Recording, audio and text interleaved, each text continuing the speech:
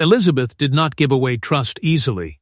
Titles could be granted, jewels could be loaned, and invitations could be extended, but none of those things meant acceptance. Catherine's real test happened far from cameras, through years of silence, pressure, family tension, and moments when the easiest response was often the wrong one. Elizabeth had spent a lifetime watching people enter the royal world and change beneath its weight. Charm could impress for an afternoon.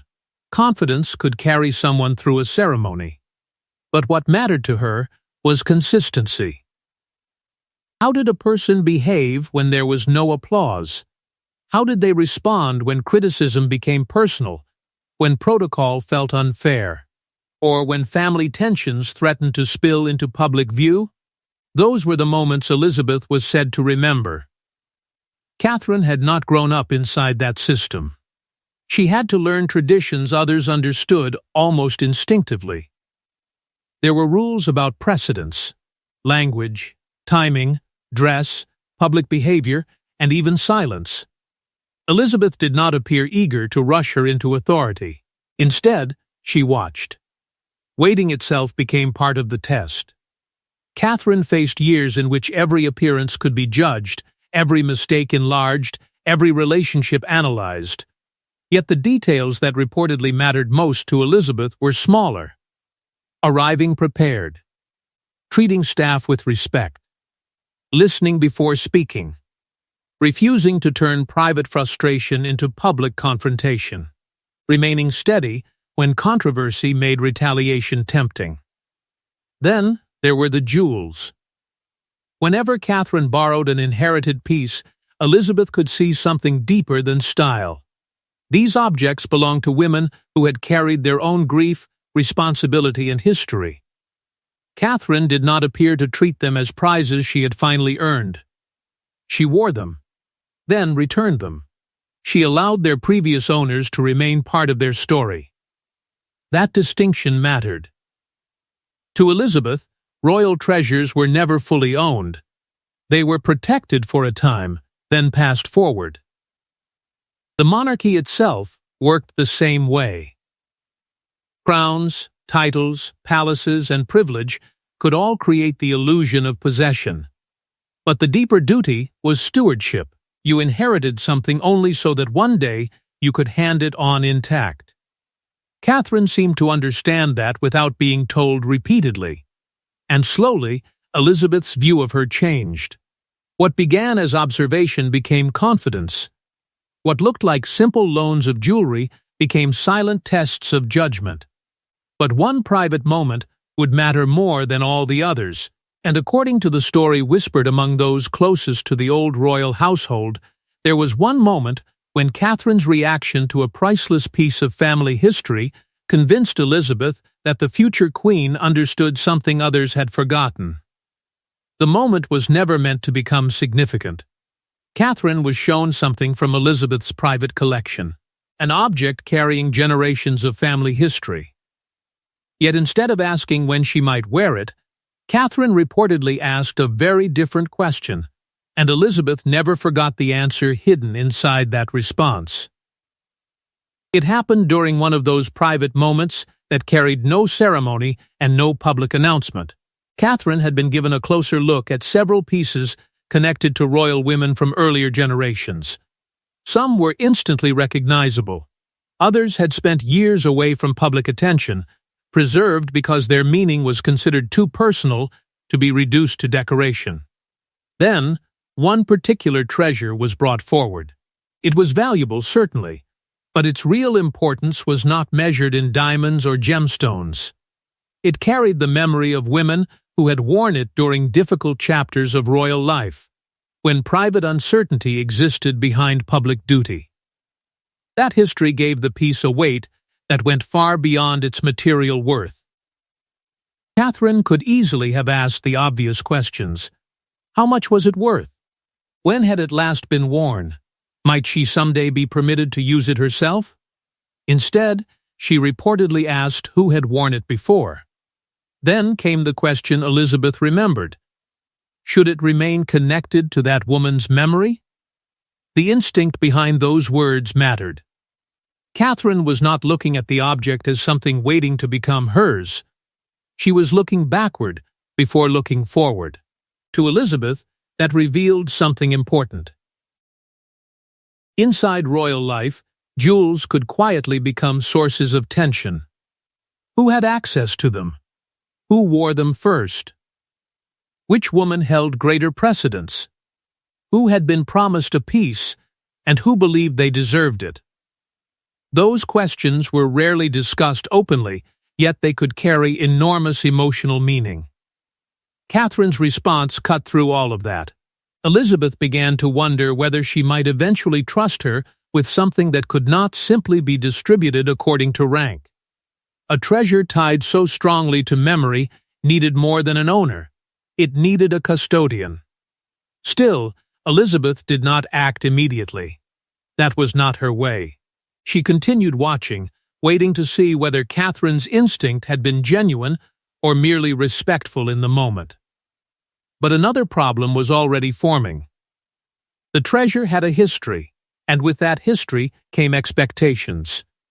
Other members of the family had reasonable grounds to believe that one day it might pass in their direction. That was where Elizabeth's private preference became dangerous, because the treasure Catherine had barely dared to discuss was already surrounded by expectations, and not everyone would have understood why the established order was about to be quietly broken. For years, the treasure's future appeared almost predictable.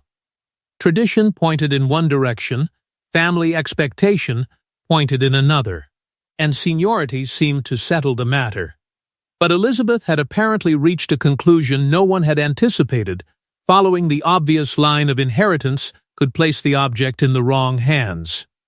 Within the royal household, not every jewel carried the same meaning. Some pieces belonged to the crown and were tied to the institution itself. Others formed part of wider royal collections managed across generations. But there were also deeply personal objects whose value came from memory, private family association, and the women who had once worn them during defining moments. This treasure belonged to that more complicated world. Some assumed it would simply remain under the control of the next monarch. Others believed it might eventually be assigned according to rank, marriage, or long-standing family connection.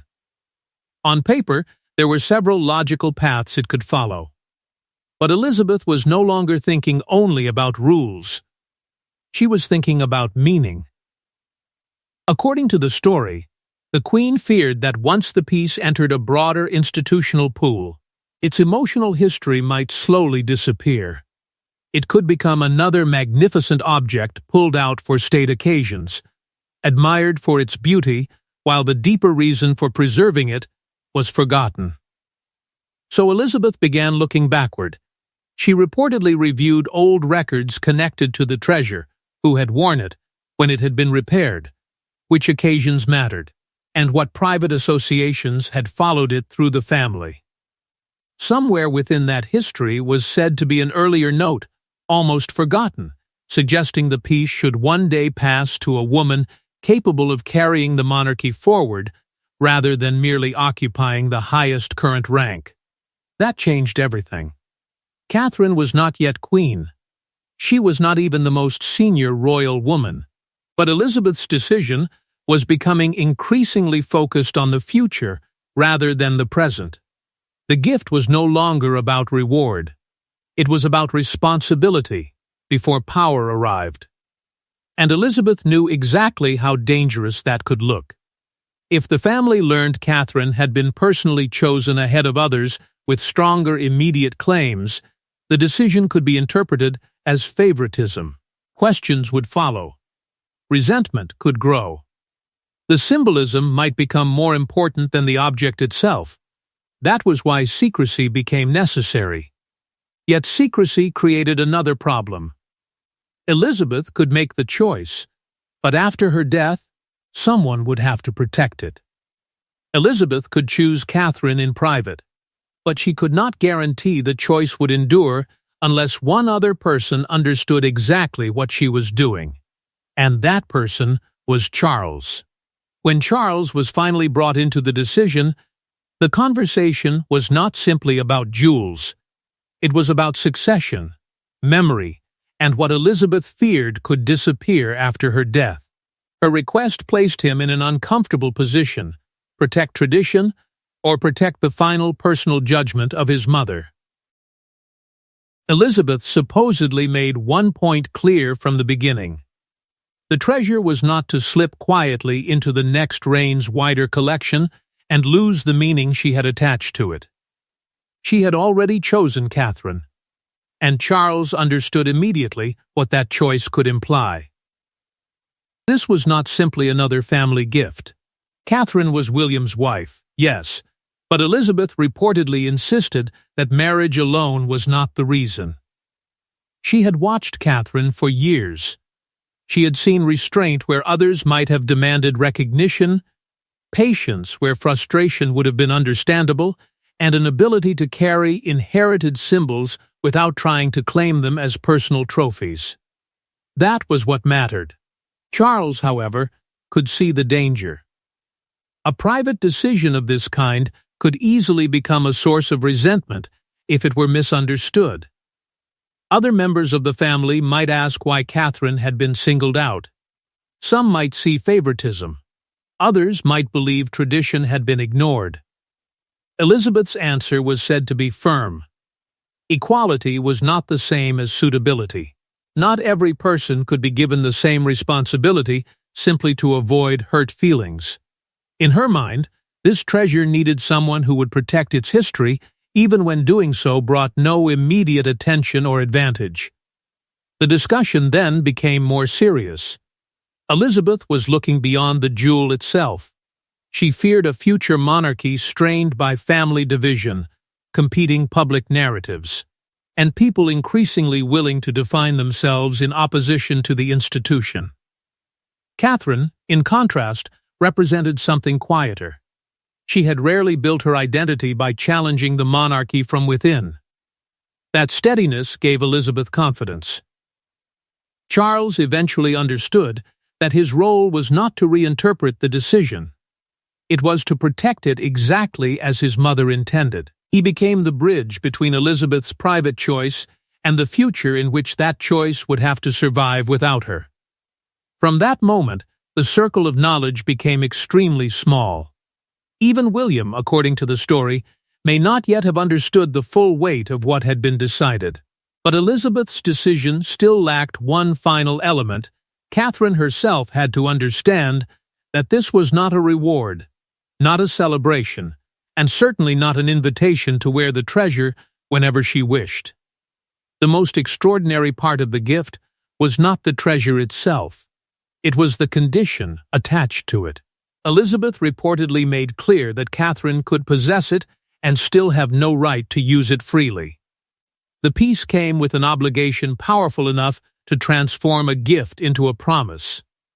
When Catherine was finally told that Elizabeth intended the treasure specifically for her, there was no sense of triumph. According to the story, her first reaction was disbelief. Then, caution. She understood immediately that this was not an ordinary inheritance, and that accepting it would mean accepting something far heavier than ownership. Elizabeth supposedly explained that the piece had never truly belonged to one woman alone. Its emotional identity belonged to the monarchy, to the generations that had carried it through uncertainty, duty, and personal sacrifice. Whoever held it next would become part of that chain. That was why the rules mattered. Catherine was expected to preserve its history exactly. Its earlier associations were not to be softened or rewritten.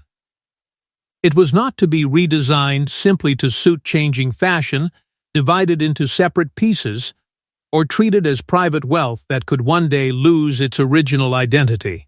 But the most important condition concerned when it could be worn. Elizabeth reportedly insisted that Catherine should not reveal the treasure simply because it had become hers. She was to wait until her position carried enough institutional weight for the appearance to mean something beyond personal privilege. That changed the entire nature of the gift. It was no longer something Catherine could enjoy immediately. It became a signal held in reserve, waiting for a future chapter that had not yet arrived. And Catherine understood what Elizabeth was really saying. By placing that condition upon her, the Queen was quietly expressing confidence in the role Catherine might one day occupy beside William.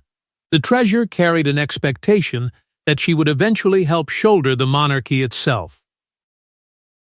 Catherine allegedly promised that she would protect the peace rather than claim it. Elizabeth's response was restrained. No dramatic declaration followed. No emotional speech was needed. The trust had already been expressed through the responsibility. And that made what happened next even more painful. The treasure would soon cease to be connected with a living promise and become tied instead to loss, memory, and a final instruction that could no longer be clarified. Then, the promise was overtaken by grief, because when Elizabeth died, Catherine inherited not a moment of celebration, but a secret she could barely acknowledge, and the treasure vanished behind palace doors.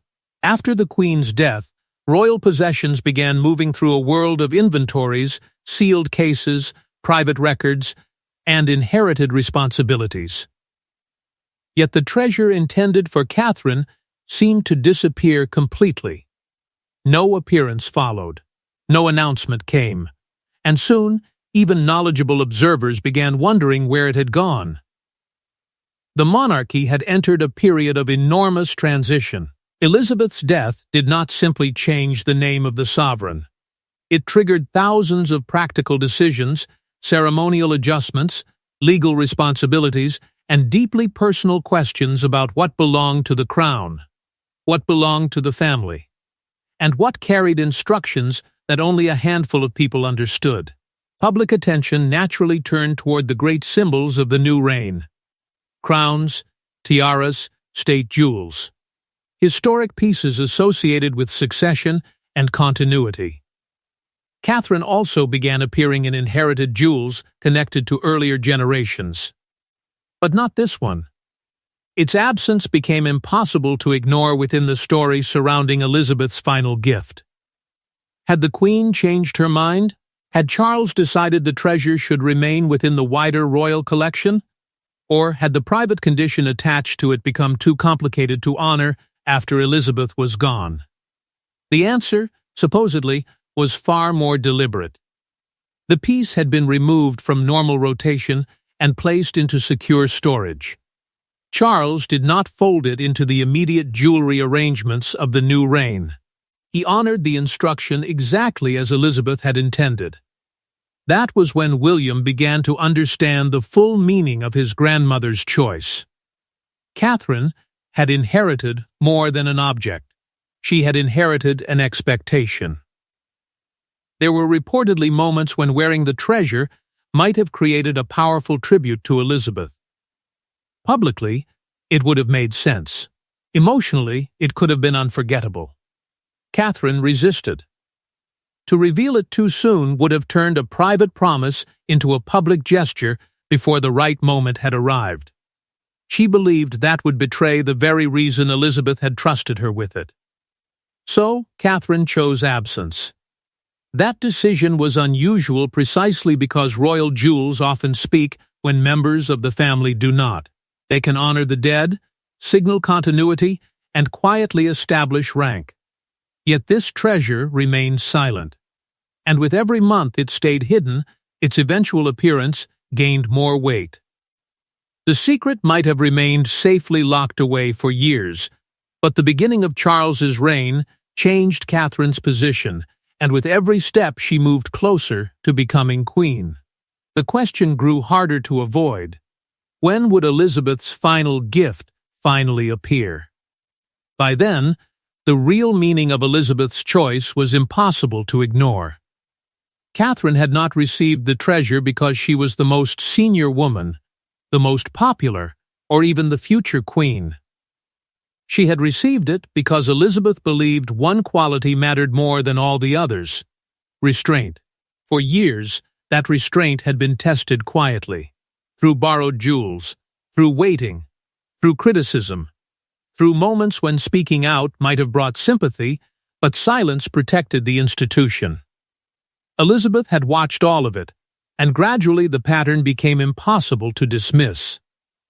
Catherine could carry important symbols without trying to possess them. That distinction was everything. The treasure was no longer simply an inheritance. It became a reflection of the monarchy itself. Something received temporarily, something protected carefully, something that one day had to be surrendered intact to the next generation. That was why the idea that no one else could have it carried a deeper meaning. It did not suggest that others were less loved or less important. It meant Elizabeth believed this particular object came with a particular duty, and that duty could not be assigned by rank alone. Seniority was not enough. Marriage was not enough. Popularity was not enough. What mattered was whether the person holding it understood that royal history could never be reduced to personal ownership. In Elizabeth's judgment, Catherine had shown that understanding again and again. William eventually came to see that the burden did not fall on Catherine alone.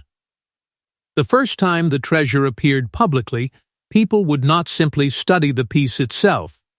They would study what it meant. Why now? Why Catherine? What did its return say about the future? In that sense, the gift belonged to both their paths.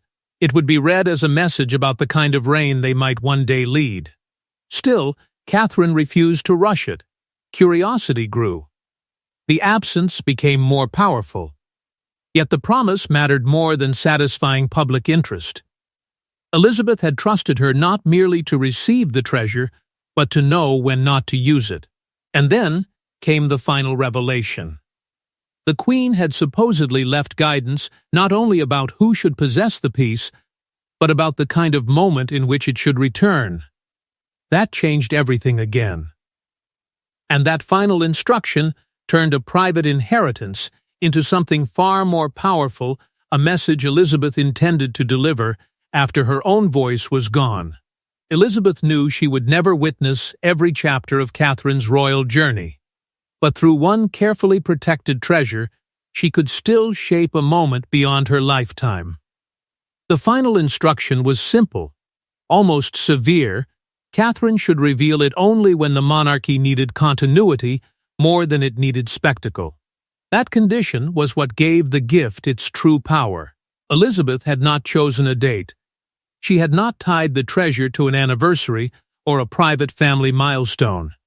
Instead, she had supposedly left Catherine with something much harder: judgment. The moment had to mean something. It could come during a major constitutional transition. It might arrive at an important state occasion. Or perhaps it would not come until Catherine herself stood much closer to the role Elizabeth had once carried. Whenever it happened, the treasure was not supposed to announce privilege. It was supposed to announce responsibility. That turned the piece into a message waiting for the future. Its first public return would connect 3 different royal eras at once: Elizabeth's long reign, Charles's chapter of transition, and the eventual future represented by William and Catherine. Catherine understood the danger of revealing it too soon. The longer the treasure remained hidden, the greater its meaning could become.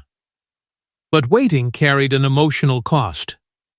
Wearing it would not only fulfill Elizabeth's instruction, it would also force Catherine to confront the finality of the loss behind the gift. The woman who had trusted her with it would not be there to see the promise fulfilled. William reportedly understood that better over time. To him, the treasure became one of Elizabeth's final expressions of confidence in Catherine, not merely as his wife, but as someone she believed could help protect the institution after her generation was gone. Charles, meanwhile, continued to safeguard the arrangement. The decision had never been intended to diminish another royal woman. It was meant to preserve a line of continuity through one carefully chosen custodian.